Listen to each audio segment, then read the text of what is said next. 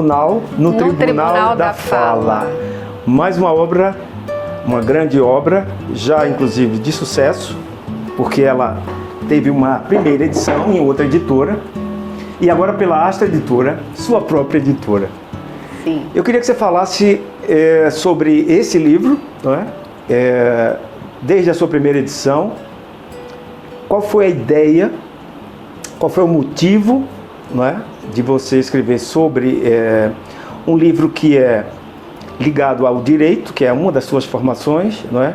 E também a gramática, né? Ao direito enquanto temática e a gramática enquanto a regra da linguagem, né? Então, assim, você uniu muito bem, né? De maneira até bem-humorada essas duas formações suas.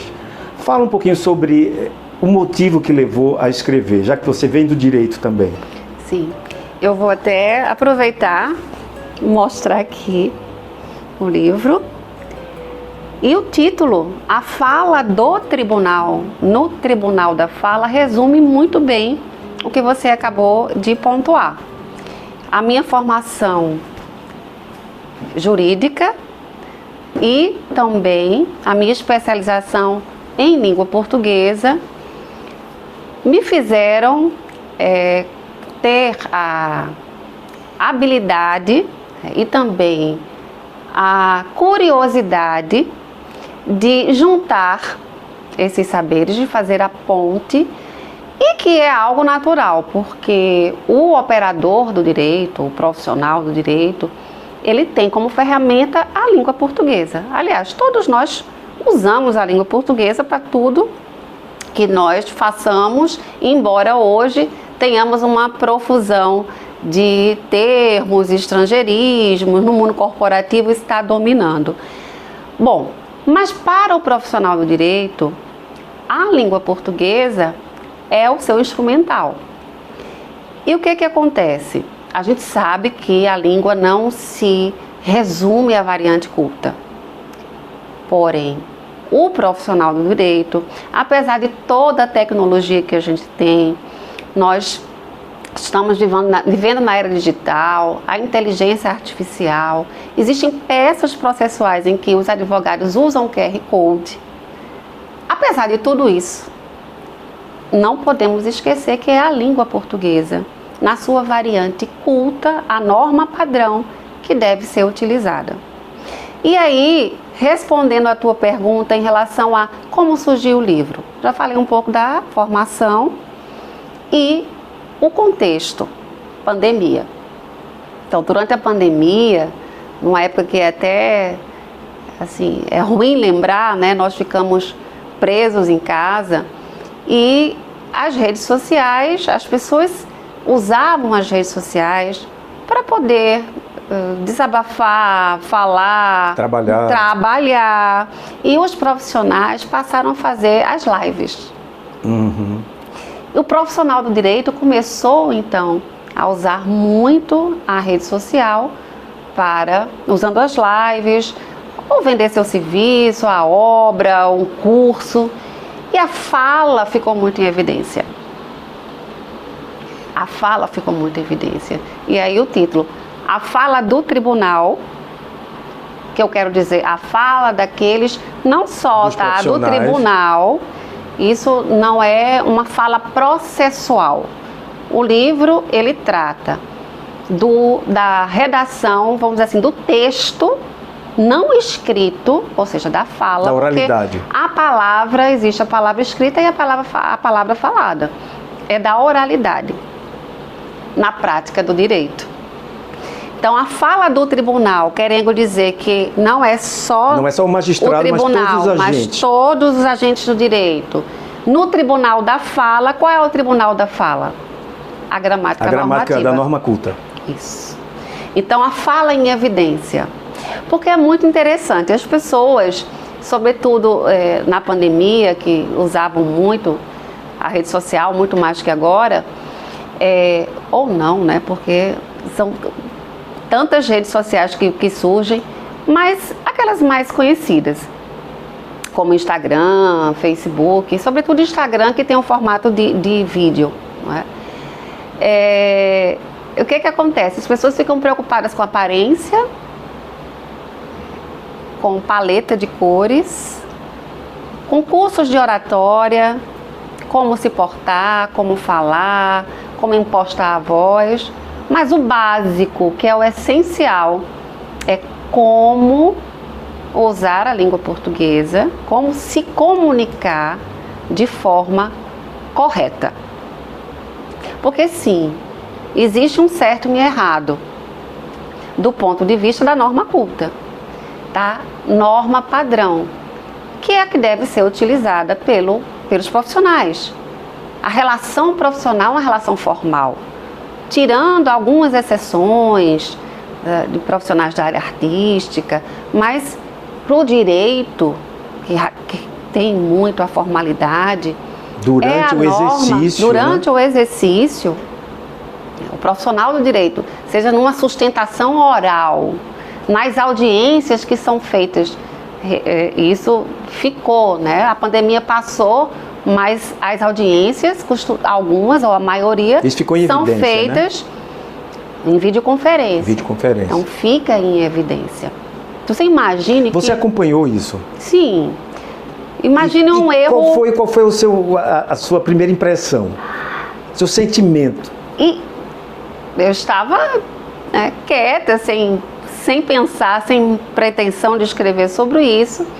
E à medida que eu ia ouvindo aqueles profissionais todos bem apessoados, bem vestidos, mas escorregava na língua. Ai meu Deus. E isso foi recorrente. Aí me veio a ideia.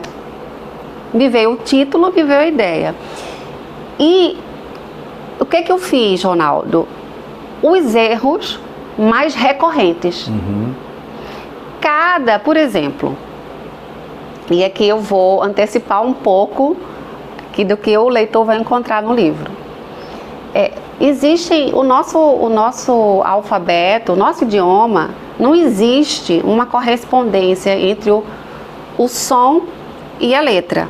O ideal é que houvesse para cada letra um som.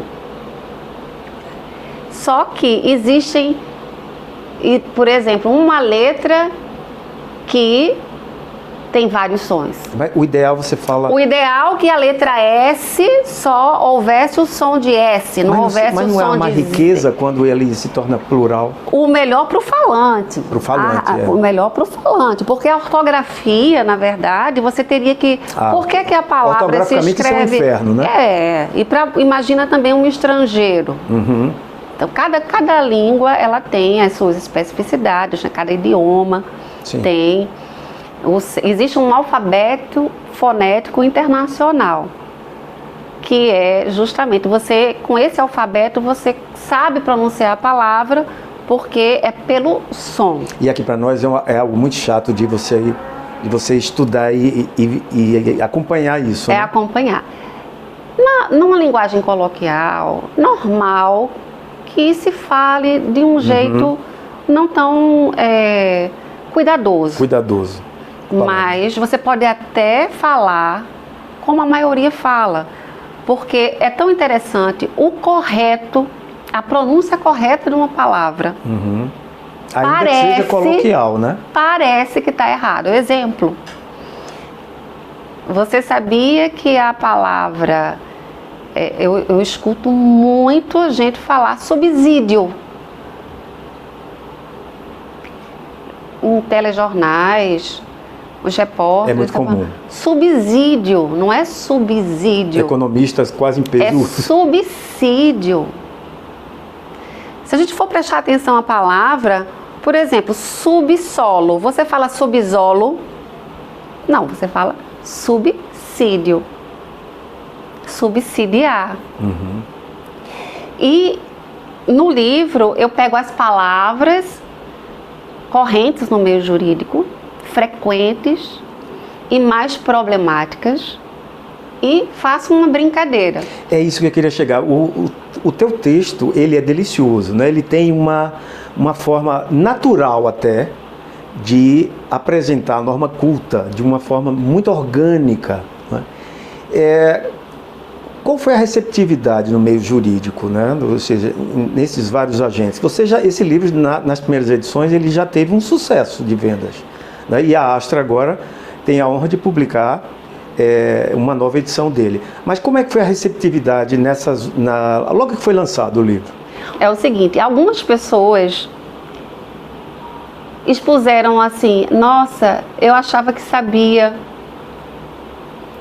Como eu disse para você, é estranho, o correto parece estranho. Uhum. Se a maioria fala subsídio, eu nem consigo falar. Quando a pessoa fala subsídio, a pessoa já olha. Subsistência, economia de subsistência. Eu já, numa aula, eu evitei falar subsistência porque eu tinha certeza de que meus colegas no mestrado que eu estava fazendo iam achar que eu estava falando errado, que é subsistência e não subsistência. Quando a palavra da forma culta é subsistência, do mesmo forma que é subsídio, é subsolo.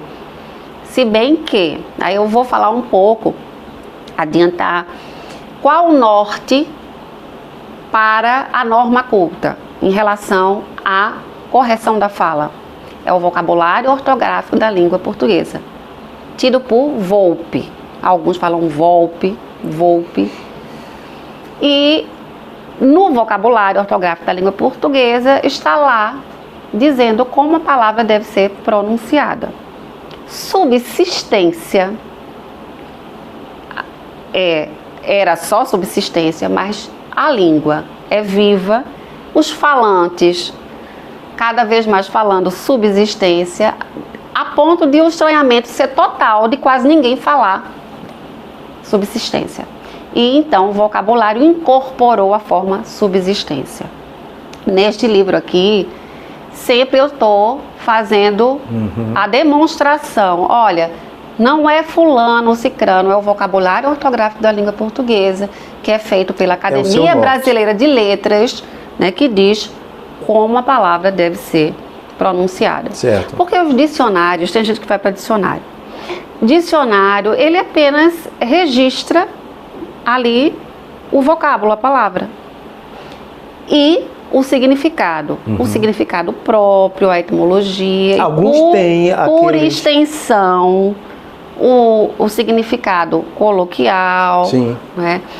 E abona tudo. Mas alguns têm grafia de Tem grafia, fonética, tem, né? Também. Só que não é... Aí há divergência. Quando houver divergência entre os dicionaristas, os lexicógrafos... Corremos para o Volpe. Volpe. Sim, mas aí eu queria saber mais de você sobre a reação do meio. Aí a reação do pessoal, meu Deus, você imagina, tem uma palavra na área jurídica que também em filosofia você deve conhecer, que é subsunção. Vem do verbo subsumir. A teoria, em filosofia do direito, você tem várias teorias. E sempre você vai o fato se subsome a norma, e é subsome, porque subsumir se conjuga como verbo sumir. Algo some. Mas no meio jurídico, a maioria fala se subsume, em vez de subsome. E fala subsunção, em vez de subsunção. Então, há um estranhamento, porque na própria faculdade nós escutamos os professores falando de forma, a maioria, equivocada.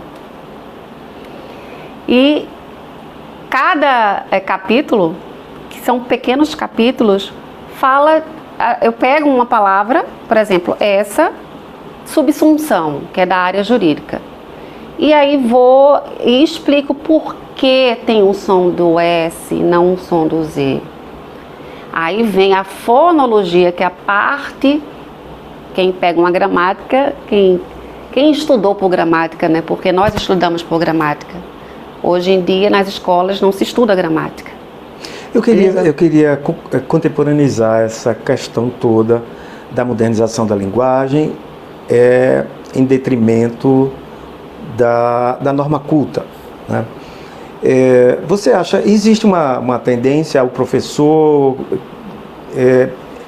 visando se aproximar, não é, se tornar mais simpático, mais empático, principalmente quando o tema da sua cadeira é difícil, de ele relativizar algumas coisas, de ele deixar de corrigir, né, os alunos, e de a própria linguagem também não prezar pela norma culta, né? Eu estou falando do pessoal ligado às humanas, né? Pelo menos é até onde eu conheço. Você acha que essa tendência é um dos motivos dessa, digamos, dessa perda, né, da norma culta? Veja, essa tendência de se aproximar muito da linguagem mais jovem? Veja, o curso de Direito normalmente é um curso tradicional e que não há essa, pelo menos na minha época, não havia, mas eu acho que ainda assim, a tradição é importante, o culto ao uso correto do idioma, na sua variante culta, isso é importante e é cobrado. O buraco é mais embaixo. A questão é que os professores de língua portuguesa, devido a uma distorção do que é ensinado no curso de letras, e eu digo porque eu tive a oportunidade, né, de cursar letras, se vê tudo praticamente, mas não vê a norma culta. Por quê? Porque existem as variantes e existe o preconceito linguístico. A questão da ideologia está impregnada em tudo. E foi muito interessante, porque até alguns teóricos, como Mário Banho, por exemplo. Sim. Né, eu questionava, eu tive essa abertura de falar com os professores na Católica, e um exercício eu disse, certo, se o professor de língua portuguesa não pode corrigir um aluno, porque não existe certo ou errado, o que ele vai fazer? Qual é o papel dele? O que é que diferencia um professor de língua portuguesa de um professor de outra disciplina? Porque interpretar texto ou história da literatura. Uhum. A norma culta não vai. Até para transgredir você tem que conhecer a regra, né? Exatamente. Então, o que acontece? Essa geração de 30 para cá, eu acredito, que teve uma formação deficiente, básica. Uhum. Porque há uns 3 décadas... Isso geral. Só que isso geral, no direito é uma tragédia, né? É uma tragédia. E isso se acelerou, a meu ver, com essa revolução, essa era digital. As pessoas não leem. No seu livro, especificamente, né, a fala do tribunal, que é mais ligada à oralidade, isso se torna mais evidente, é mais, digamos, trágico. É mais trágico. Do que escrevendo, né? Porque escrevendo até as pessoas podem fazer uma pesquisa, tem várias ferramentas. Sim. O corretor já tem um automático ali. A fala é interessante e o potencial. Você imagina, numa rede social, você coloca um vídeo seu falando, o alcance, se a pessoa tiver muitos seguidores, o erro se propaga. Isso Então, é mais trágico, errar. É mais trágico. Veja, eu entendo que existem, né, nem todas as pessoas tiveram a oportunidade de estudar, existem pessoas que têm a sua deficiência, não teve uma formação base, mas mesmo aqueles com condições de estudar numa boa escola, ainda assim tem deficiência na língua portuguesa. Porque o programa que é dado em sala de aula não privilegia para que o aluno saiba. Aliás, é como se houvesse um boicote, sabe, do que é certo, do que é errado. Veja as provas de Enem. O que se coloca, cadê o cânone? É demonizado. Você não pode, você não. Então você coloca, vamos. O lugar de fala dele, ele tem. Ora, se é para falar como eles falam, Se é para reproduzir a fala de uma pessoa em situações de informalidade, para que estudar? Qual é exatamente? Qual é a função da educação? Qual é a função da educação?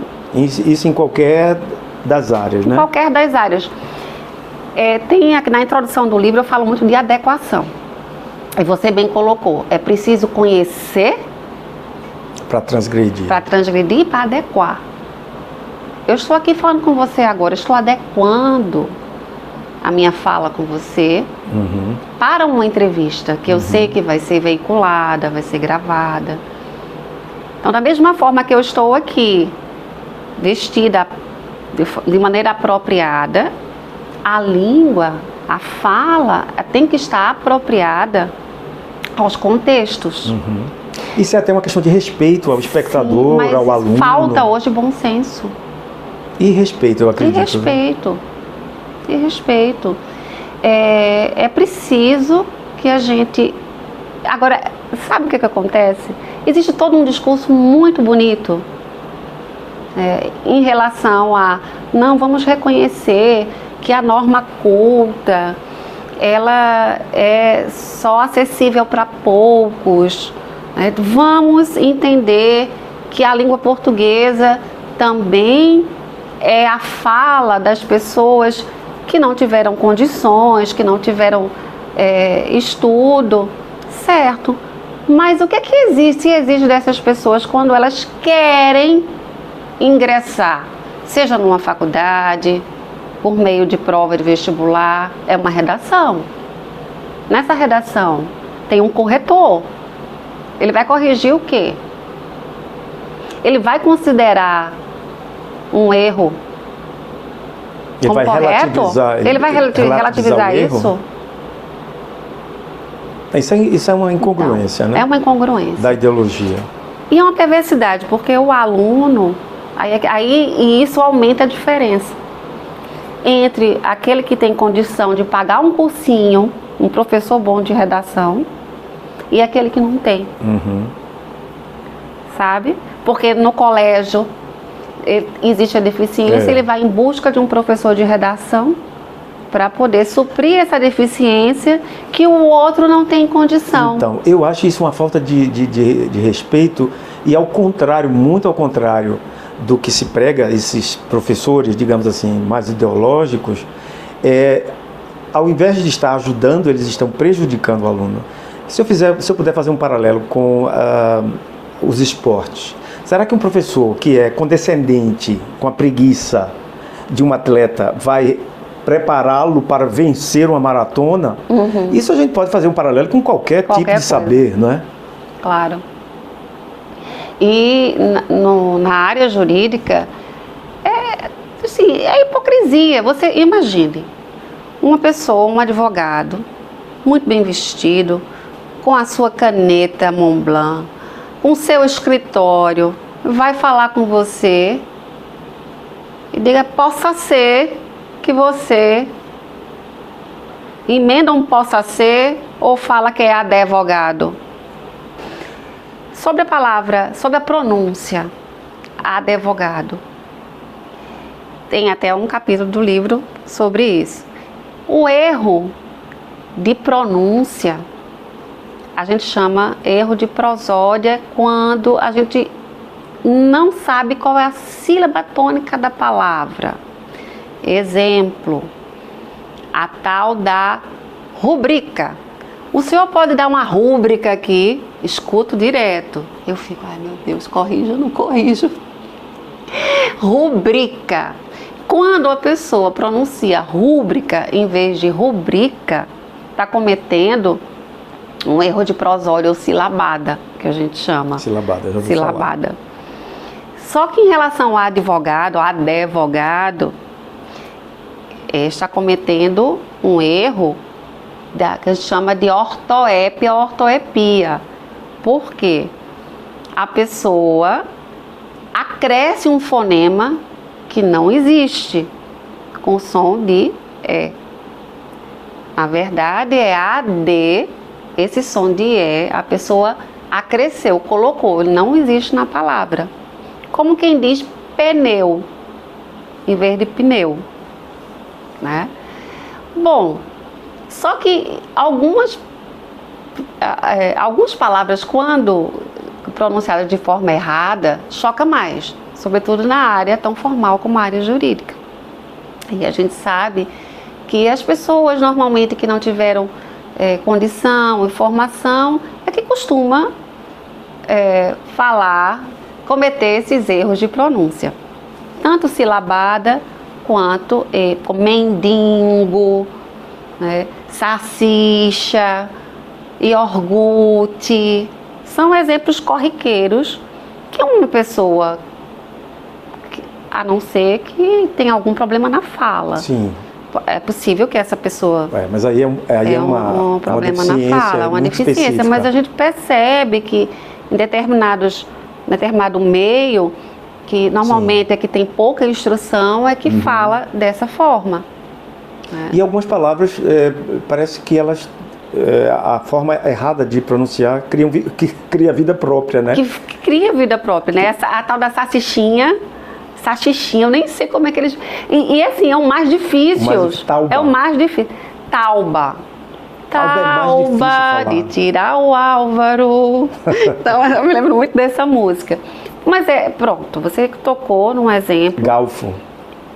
Pois é, isso não é... Até falar sobre isso, será que é politicamente correto? Vamos dizer, você está tripudiando sobre aquela pessoa que não tem instrução. Eu tenho certeza que muitas pessoas, se publicar isso, vão... Né, a patrulha vai estar ali. Mas aí eu pergunto a essa pessoa, você fala assim? Você gostaria que seu filho falasse assim? Não seja hipócrita.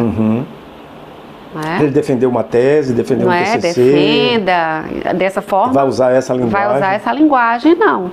Porque existe um padrão. Você imagine a Torre de Babel que seria se todo mundo quisesse falar do jeito que quisesse. Seria a Torre de Babel. Existe um padrão. Senão, olha, no nosso país que é continental, eu morro de rir, às vezes eu vejo o dicionário de pernambuquês.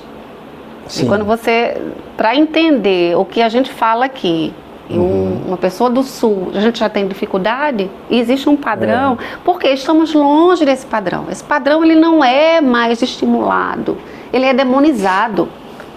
Agora, voltando a essas palavras, a gente tocou aqui no cerne. No meio jurídico, um erro de pronúncia, tem uns que são mais, vamos assim dizer, feios. Desconcertantes, como o advogado. Não é? Mas tem uns que a maioria, como o subsunção, fala subsunção, fala subsume em vez de subsome, mas tem outros que eu vejo muita gente falando. Por exemplo, e nem é percebido eu quero que o juiz designe a audiência. Não é designe, é designe. Então, é interessante que quem fala designe comete o mesmo erro parecido quem fala opta em vez de opta. Então, impregnar. Esse perfume impregna. Não, impregna. Impregna, designa. Eu estou dando aqui spoiler. Então, é disso que o livro trata. Qual a pronúncia correta da maioria não, das palavras mais corriqueiras e na área jurídica, e que eu mais ouvi na pandemia, nas lives, e que então resultou aqui neste livro, fininho, capítulos pequenos. É interessante que, eu digo sumário, as pessoas bem soubessem sempre, antes de levar um livro, vejam o sumário. O sumário é um passeio panorâmico. O que é que você vai encontrar no livro? Vou falar agora como é que o livro foi estruturado. São capítulos curtos e eu começo com uma questão jurídica. Por exemplo, o que é subsunção? Digo o que é. questão jurídica. Aí entro na seara da língua portuguesa, linguística. Sempre eu faço esse percurso do jurídico para o linguístico. É bem interessante. Aí você pode perguntar, tá, então é um livro nichado? Não. Por quê?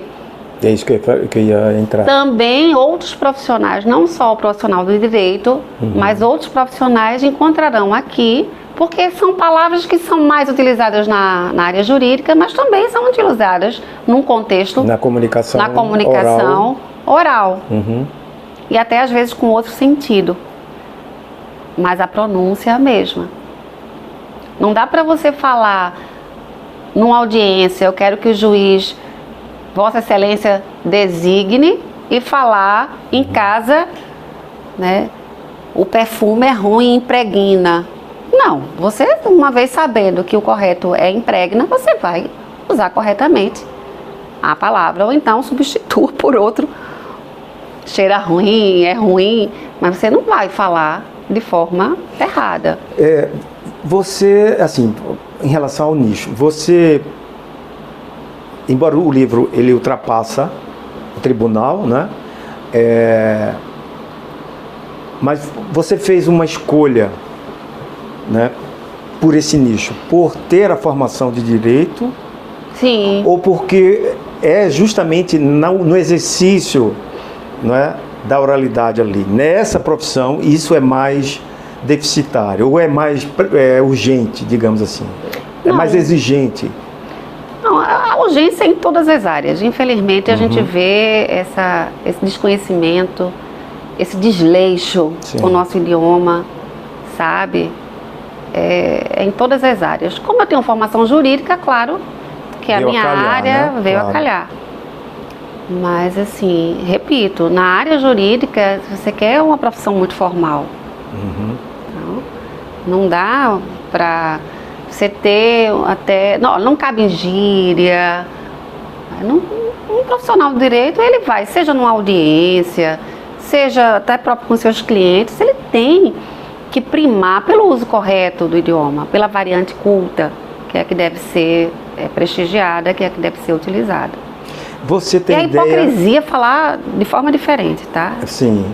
Aí é pura hipocrisia. Eu acho também. Agora, veja bem, isso não quer dizer que a linguagem jurídica formal deva ser uma linguagem rebuscada, uma linguagem cifrada, fechada, repleta de termos antigos, de forma alguma. Eu sou a favor da simplificação da linguagem. Sim. Desde a redação oficial que a gente já sabe disso. Desde a redação oficial que a gente... Então, não confundir a correção da língua, a formalidade que deve ser, que o profissional deve buscar na sua comunicação, anda de mãos juntas com a simplicidade. Com a simplicidade. Você pode e deve falar corretamente de forma simples. O que é a correção com a simplicidade. O que não é fácil, né? É um exercício. Eu acho aqui para nós... Isso assim, aqui já ajuda muito.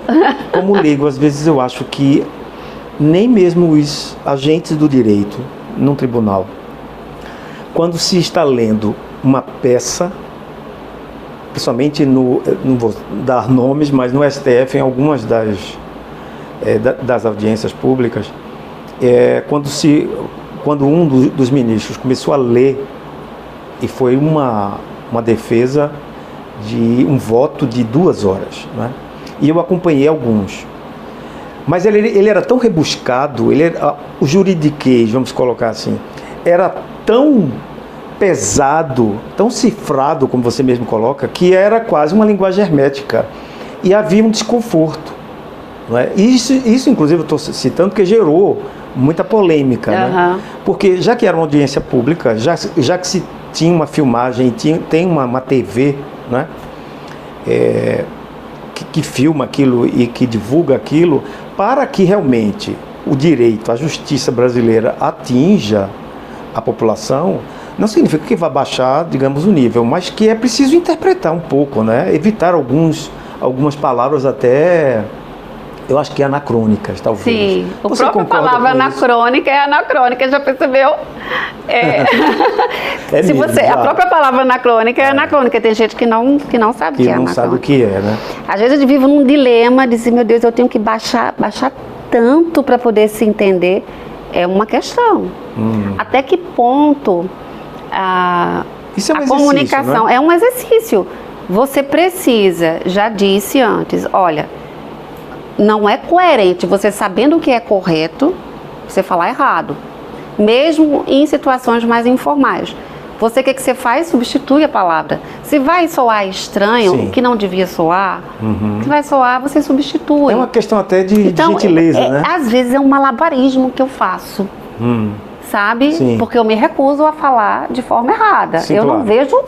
Olha, se eu sei que é errado, por que eu vou falar? Sim, mas aí em são duas relação coisas diferentes, né? a- Falar errado e o uso de uso- vocabulário mais próximo do ouvinte, né? O juridiquês, vamos assim batizar o juridiquês, essa linguagem bem formal, de termos muito técnicos, de palavras muito antigas ou anacrônicas.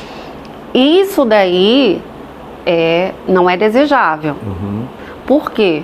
É possível sim você dar uma sentença, um voto, você escrever Uma na área peça. jurídica uma peça de forma simples, com palavras atuais e usando a norma culta. Sempre você pode substituir, você vai falar a petição inicial, tudo bem que existem termos técnicos. A petição inicial é uma petição inicial. A troca por requerimento, petição também. Algumas expressões latinas, né? Que usam Aí muito. latim é outra, tem até 3 capítulos sobre latim aqui. Porque vamos fazer aqui tentar separar as situações. Uma coisa é um operador do direito falar e se comunicar com outro operador de direito. Um advogado falando para um juiz. É uma situação. Você acha que um advogado vai falar do mesmo jeito que ele fala com o juiz para um cliente? Não. Não, ele vai adequar a sua linguagem. Um cliente normalmente é leigo, ele vai ter que vender o serviço dele, ele tem que se fazer entender. Então ele vai procurar adequar a linguagem, mesmo os termos técnicos, ele vai tentar procurar dizer o que é. Isso é adequação. Se num processo de comunicação entre duas pessoas que têm a formação jurídica, ali é até bom que o profissional mostre que sabe. Destreza do seu vocabulário, né? Sim.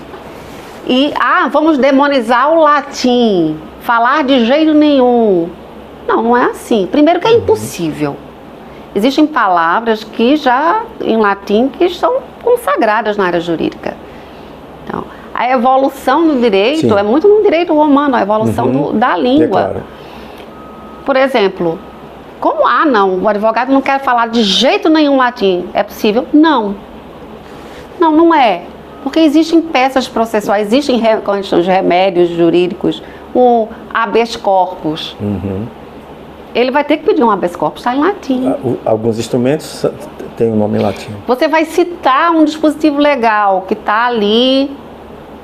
Você não vai dizer na cabeça do artigo. No caput. Poucas pessoas falam cabeça do artigo, é estranho. É no caput. Caput é o quê? Cabeça em latim. Então existem, a própria expressão carta magna está em latim, carta magna. É em latim. Só que algumas palavras foram aportuguesadas. Tem uma expressão muito, muito utilizada que é o data venia. E tem um capítulo sobre isso que muitos advogados misturam latim com português. Data do verbo latino, da área do verbo é dada a vênia, dada a permissão, se a gente for traduzir. Dada a permissão. Ou dada a vênia, porque vênia existe na nossa língua portuguesa. Existe, é a venialidade. Com um acento circunflexo, vênia. Em latim, aí eles misturam, escreve. Em latim não tem acento gráfico. As palavras não recebem acento grave. Isso é um Não erro. tem, isso é um erro. Tem datíssima ver, não tem flexão no latim de datíssima ver. Então fazem uma mistura. Qual é a orientação? Não sabe, não fala.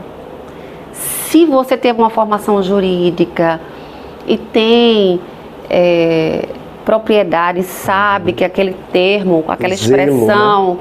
Você pode usar com um profissional que você, pelo menos, você presume que saiba aquela expressão. Claro. Agora, com um leigo, jamais. Com leigo, jamais. Esse livro, ele se transformou em curso? Ainda não. Ainda não? Ainda não. É bem nisso? interessante, penso, porque eu acho que vai ser de muita ajuda para muita gente. Olha, esse livro, como ele trata da oralidade, você já pensou em transformá-lo em audiobook?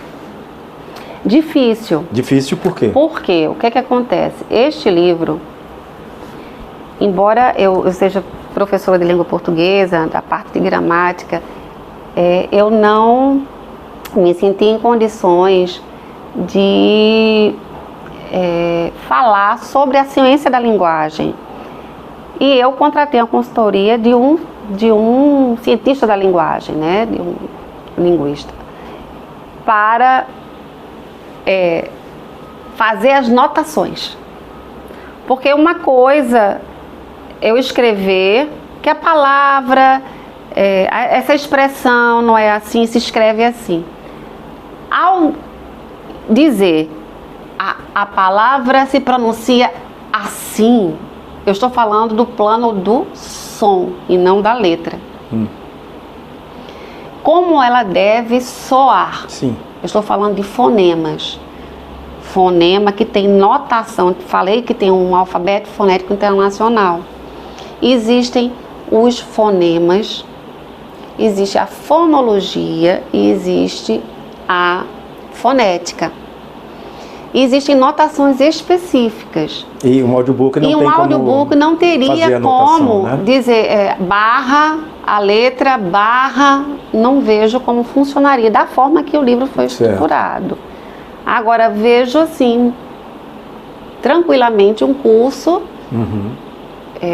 criando situações em que a palavra é dita de uma forma não correta do ponto de vista da norma culta e de forma correta nas situações comuns na área jurídica. A simplificação. Você se referiu a um voto de 2 horas que foi lido por um ministro do Supremo Tribunal Federal. E você sabe que existe um movimento de simplificação da linguagem jurídica e que é capitaneado, acho que até pelo Supremo Tribunal Federal. Sim. Isso foi 2019, parece, não foi? Com Bolsonaro? É recente, não, acho que não. Foi 2020. Isso não veio com o manual de redação da presidência, não? Ah, não? Não, coisas diferentes. Mas falando da simplificação e da correção, eu repito, correção da linguagem não tem a ver com linguagem difícil, palavras que não são usuais, tem a ver com o texto escrito, a ortografia, que é mais fácil, que até o corretor ele vai dizer como se escreve a palavra, as regras de sintaxe, de relacionamento dos termos da oração, as orações entre o perito, todos os mecanismos que a gente sabe de um bom texto, e o livro de redação oficial aborda isso. E no plano da fala, a pronúncia. Sim. A ortoepia, tem a ortografia, tem a ortoepia, que é orto é correto. Então, a palavra pronunciada de forma correta. Essa palavra é muito demonizada, né? Do que? Ortodoxia, por exemplo. Sim. Né? As pessoas tudo têm que é medo. O correto, né? A relativização é incrível. Se você for incrível. comprar um colchão, você não vai comprar um colchão heteropédico, não é? Para deixar a sua coluna. Ou se você vai para um ortodentista, você não vai para um heterodentista Por que no plano físico as pessoas querem o correto, mas no plano das ideias, da língua, querem o que não é correto? Isso é uma coisa muito estranha, né? Pois é. E eu fico até aqui pensando, preocupada. Meu Deus, não vou publicar isso não, porque eu sei que vão achar que Sim. eu sou Pedante. discípula de Napoleão Mendes de Almeida, que é considerado um grande gramático filólogo, e ele tinha posturas muito radicais. Ele era muito conservador. Não que eu concorde com tudo onde, com na ele. língua? Muito conservador na língua. Ele entende sim que a língua, claro, a gente não pode estar falando como falava há 2 séculos, mas com critério. Sim. Observando e a estrutura do nosso próprio idioma. Porque se você for observar, e aí eu fico doente, Ronaldo, quando eu vejo tudo que é de fora é lindo. Pra gente que ainda sofre de uma espécie de colonialismo, de se sentir, né, colônia, o estrangeiro quando chega fala, todo mundo fica querendo ouvir, entender, falar. E as pessoas não preservam, não dão valor ao seu próprio idioma. E é muito interessante isso, porque a gente vê muitas frases de efeito, publicação, coach, até a expressão coach. Qual seria uma palavra apropriada para dizer coach? Por que você vai ter que falar coach? Qual seria uma palavra que substituiria? E é uma lavagem cerebral de tantas palavras. E não são palavras, são construções. Não é sobre correção, é sobre simplificação. Não é sobre. É uma expressão que não é nossa. Isso vem do inglês. É interessante isso, a gente acha, quer dizer, a gente não. Existe digamos, uma ideia para mim errada, né? De que o inglês é uma língua colonizadora. A questão ideológica, né? No entanto, há muito mais absorções do latim no inglês do que a gente poderia imaginar 60%. Até no português. É muita coisa. Não, no marco em português não. Não, do que a gente poderia imaginar. Sim, muito. Né, em relação ao português. E isso foi muito bem absorvido pelo inglês. Né? Já o Brasil, né, esses ideólogos, com essa flexibilização cultural da língua, estão abrindo as portas para estrangeirismos aí. Em cada esquina você vê, até em letreiros de lojas, em vez de usar C, usam K, apóstrofo S, é abusado demais aí nos letreiros comerciais, né? E até às vezes afasta. Tem até muitas situações, porque a pessoa não sabe o que é promoção, né? Tá em inglês, escrito, sale. A pessoa não sabe que está em promoção, não vai entrar na loja. Então. É até burro. Isso é até exagerado. Eu estou dizendo, assim, aqueles usos de K, uso de apóstrofo, quer dizer, né, uma estética anglófona, né? É aquela coisa, veja os nomes próprios. Você vai batizar, usa um nome estrangeiro em vez de dar. Isso daí realmente ainda. Eu vejo, eu acho que tem muitas variáveis. Sim. A análise aqui é superficial. É superficial, não pode entrar. Mas o fato é que, para a área jurídica, nós precisamos... Isso é inadmissível. Isso é inadmissível. Claro que o estrangeirismo vai existir. O latim é uma língua morta, mas não é uma língua extinta. Tanto que nós empregamos o latim em algumas peças, alguns termos latinos, eu já falei, né? Caput, já muitas vezes, eu me lembro que, aqui é interessante, a pronúncia, se você não sabe, não diga. Um dia eu ouvi um profissional de direito, sine die. O que é isso? sine die, sem data. Pau. Lendo latim como se fosse inglês. Como se fosse inglês. Era melhor não falar. Então, os capítulos que eu trato do latim, olha, é dizer basicamente, é inegável que existe essa herança, existem termos que foram já cristalizados. Sine qua non seria sine qua non? Sine qua non? Eu nem sei como é que ficaria. Esse quid pro quo. Ou qui pro quo, se fosse a palavra portuguesada que já tem. Mas é melhor não falar. Agora, demonizar não. Se você sabe e vai falar com alguém que saiba, nada de mal. A justiça está... A virtude está no meio, você pode dosar isso. Mas fora disso, a questão é se fazer entender. Não é rebaixar a oralidade na seara jurídica, não. Não é nivelar por baixo. É mostrar o domínio da norma culta, a sua ferramenta, que é a linguagem, adequá-la ao exercício da sua profissão e, assim, poder ter não só uma aparência, não só uma paleta de cores, como eu brinco até na introdução do livro, adequada, mas a linguagem adequada. Isso é uma questão que vai muito além de profissão. Isso é uma questão de dever cívico. Dever cívico, então, exatamente. Fala sobre o livro, como é que ele está estruturado. Eu vejo que no final ele tem um glossário muito interessante. Termos latinos. Termos latinos. Isso sim, porque são palavras e expressões que são muito usadas e que aí eu me baseei num dicionário latino, já muito antigo. Então, você fez essa seleção? Eu fiz a seleção e traduzi, porque o latim é interessante.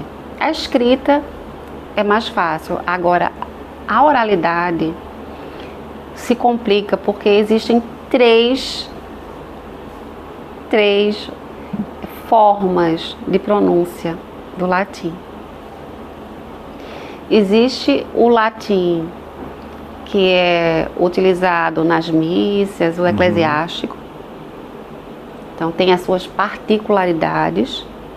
Em algumas letras, você pronuncia Jesus ou Jesus. Então, você com o som do I ou com o som do J, o T com Ti. Aí tem algumas particularidades. Si, né?